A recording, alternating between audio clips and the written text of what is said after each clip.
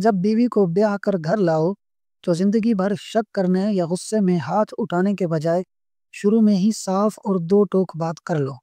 کہو، پیاری، میں نے تمہیں پسند کیا اور اپنی زندگی کا ساتھی بنایا ہے۔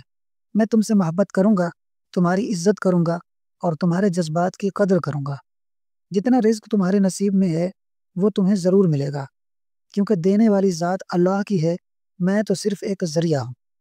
ہمیشہ شکر کرنا اور صبر سے کام لینا، کیونکہ کسی کو اللہ نے زیادہ دیا ہے اور کسی کو کم، مگر اللہ کی تقسیم پر راضی رہنا ہی اصل کامیابی ہے۔ میں تمہارا لباس ہوں اور تم میرا، میں تمہاری کمزوریوں کو ڈھانپوں گا اور تم میری۔ تمہارا ماضی جو بھی تھا میں نے تمہیں ویسا ہی قبول کیا ہے، اور میں جاننا بھی نہیں چاہتا، بس وہ ماضی ہمارے حال میں رکاوٹ نہ بنے۔ میں تم پر ایسا اعتماد کروں گا جیسا کوئی اندھا اپنے لاٹھی پر کرتا ہے کہ وہ اسے گرنے نہیں دے گی۔